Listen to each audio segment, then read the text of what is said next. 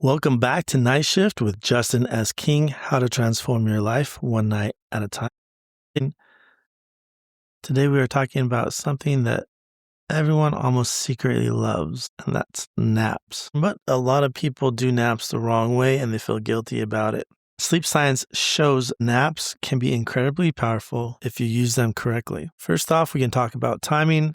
Sleep researcher Dr. Matthew Walker explains that humans naturally experience a drop of alertness in the early afternoon. This isn't laziness, it's biology and your circadian rhythm. Your brain naturally dips in energy roughly 6 to 8 hours after waking, and for most people that lands somewhere between 1 and 3 p.m. That's why cultures around the world developed things like the siesta long before sleep science existed. Your brain is basically asking for a reset. So what is the ideal nap length? Dr. Walker and sleep physician Dr. Michael Breus both emphasize to keep naps short, about 20 minutes. Why? And this is because you'll stay in the lighter sleep stages and you'll wake up refreshed instead of groggy. Once you pass about 30 minutes, you start entering deeper sleep, and waking up from that can feel like your brain got hit by a truck. That groggy feeling when you've taken a nap that's too long is called sleep inertia.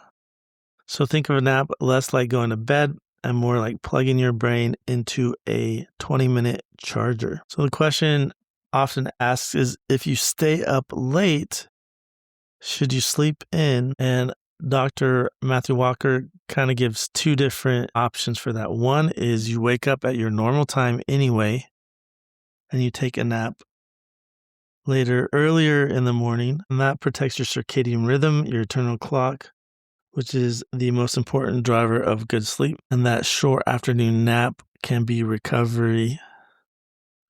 This is the best option if you want to stay consistent long term. And the second option is you wake up slightly later. I believe he says about 15 minutes later for every hour that you go to bed later. The key idea that Dr. Walker emphasizes is that you choose between protecting schedule consistency or recovering sleep duration. The other idea about napping I want to cover is through Dr. Michael Breus, who talks a lot about naps, as a strategic tool, especially depending on your chronotype.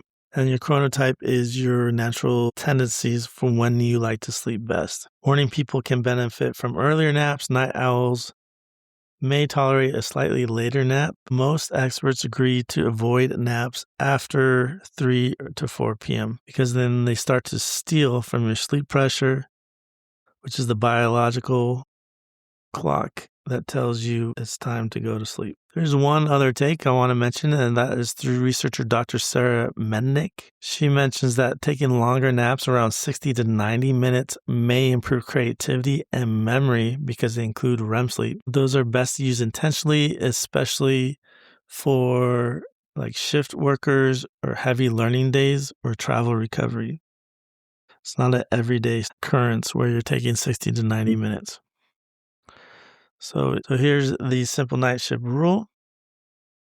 If you slept poorly last night or went to sleep later than needed, wake up normally and take a 20-minute nap, or if necessary, sleep slightly later to recover. So tonight's night shift is to figure out the exact amount of timing of a nap that works for you. Pick one day this week that you are going to schedule in a nap, not because you stayed up late, just to figure out what's the best timing for you.